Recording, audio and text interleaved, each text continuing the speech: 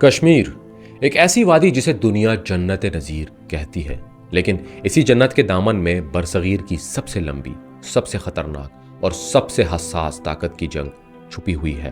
یہ صرف زمین کا جھگڑا نہیں، یہ تاریخ، سیاست، فوجی طاقت، عالمی مفادات، پانی، سرحدوں اور قوموں کی شناخت کا مسئلہ ہے، اور اس پوری کہانی کے مرکز میں پاکستان کھڑا ہے۔ 1947 میں جب برصغیر تقسیم ہوا تو صرف دو ملک نہیں بنے، بلکہ ایسے زخم بھی بنے جو آج تک نہیں بھر سکے۔ بھارت اور پاکستان وجود میں آئے، لیکن جموں و کشمیر کا مسئلہ ادھورا رہ گیا۔ ریاست جموں و کشمیر ایک مسلمان اکثریتی علاقہ تھا، مگر اس کے حکمران مہاراجا ہری سنگھ تھے۔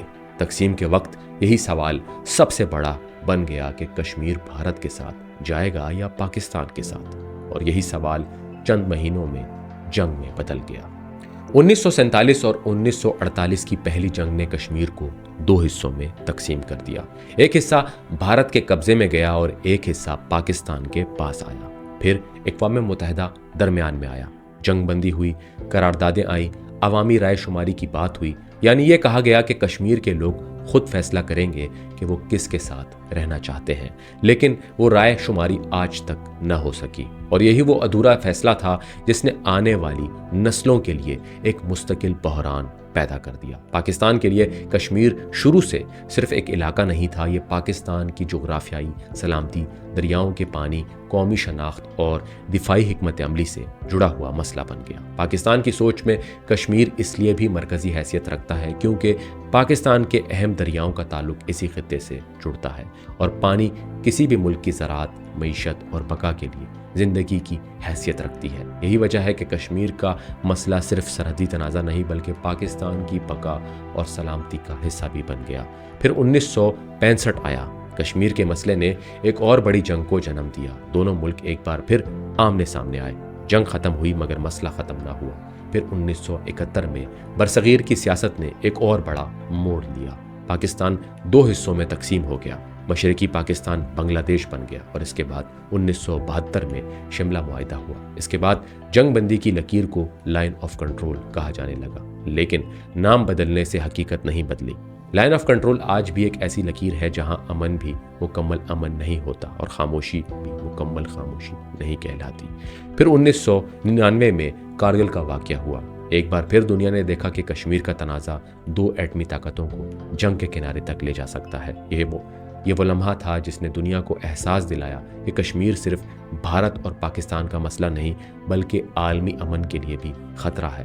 پھر 2019 میں بھارت نے آرٹیکل 370 ختم کر کے جموں و کشمیر کی خصوصی حیثیت بدل دی۔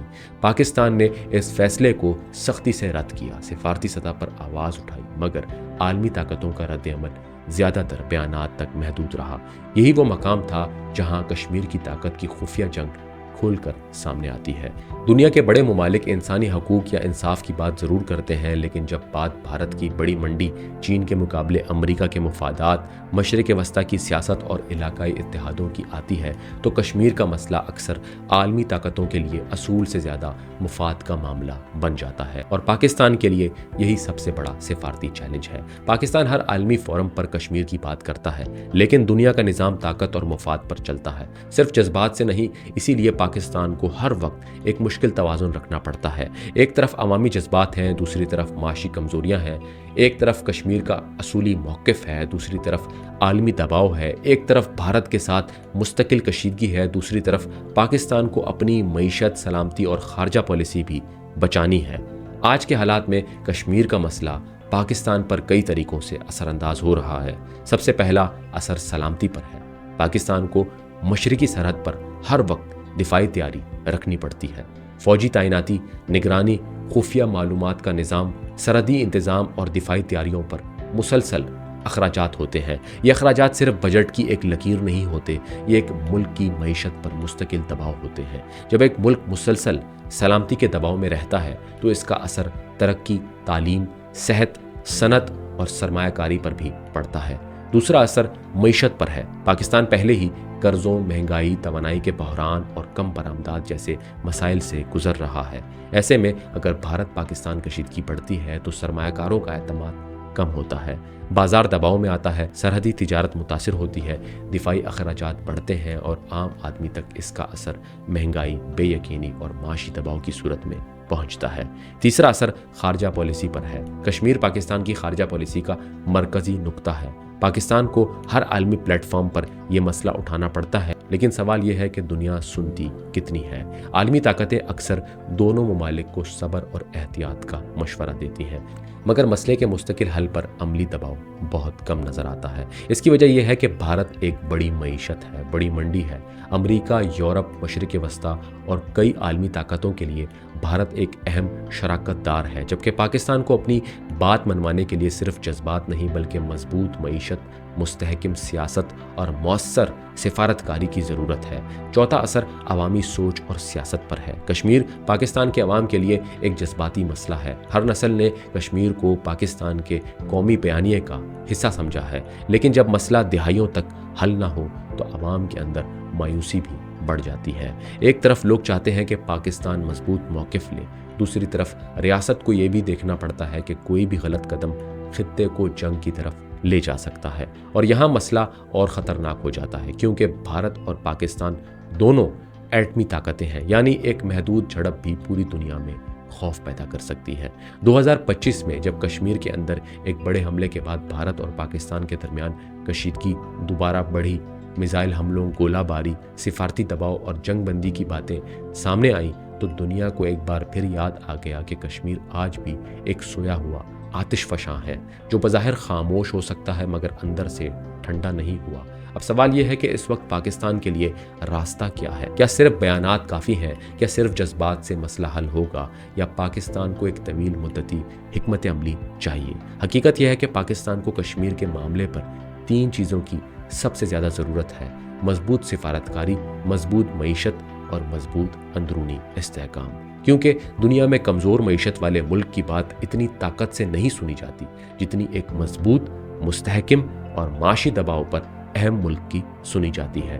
पाकिस्तान अगर कश्मीर के मसले को आलमी सतह पर मौसर तरीके से उठाना चाहता है तो इसे अपने अंदर सियासी इस्तेहकाम, माशी ताकत, इबलागी हिकमत अमली, कानूनी दस्तावेज़ात, इंसानी हकूक़ के सबूत और आलमी सतह पर मुसलसल राब्तों को मजबूत करना होगा। कश्मीर का मसला सिर्फ जज्बाती तकरीर से नहीं बल्कि मुसलसल, मुनज़्ज़म और समझदार सिफारतकारी से ज़िंदा रखा जा सकता है। अब अगर आने वाले हालात देखें तो 3 इम्कानात सामने आते हैं। पहला इम्कान ये है कि हालात इसी तरह मुंजमद तनाज़ा की सूरत में चलते रहेंगे, कभी खामोशी, कभी फायरिंग, कभी बयानात, कभी सिफारती तनाव। दूसरा इम्कान यह है कि अगर कोई बड़ा वाक़या दोबारा कशीदगी को जन्म के किनारे तक ले जाता है। और तीसरा इम्कान यह है कि आलमी ताकतें अपने मुफादात के तहत दोनों ममालिक को बातचीत की तरफ धकेलें। लेकिन इन तीनों इम्कानात में पाकिस्तान के लिए असल सवाल एक ही है: क्या पाकिस्तान इतना मजबूत है कि वो कश्मीर पर अपना मौक़िफ़ दुनिया के सामने मौसर अंदाज में रख सके? कश्मीर आज भी पाकिस्तान की सलामती का सवाल है। कश्मीर आज भी पाकिस्तान की सिफारतकारी का इम्तिहान है। कश्मीर आज भी पाकिस्तान की मईशत पर साया डालने वाला तनाज़ा है। और कश्मीर आज भी बरसगीर का वो अधूरा बाब है जिसे बंद किए बगैर खित्ते में मुकम्मल अमन मुमकिन नज़र नहीं आता। ये सिर्फ एक वादी की कहानी नहीं, ये ताकत, तारीख, पानी, सरहद, सियासत और बका की कहानी है। और इस कहानी में पाकिस्तान सिर्फ एक तमाशाई नहीं बल्कि एक मरकज़ी किरदार है, जिसके हर फैसले का असर सिर्फ आज पर नहीं, आने वाली नस्लों के मुस्तकबिल पर भी पड़ेगा।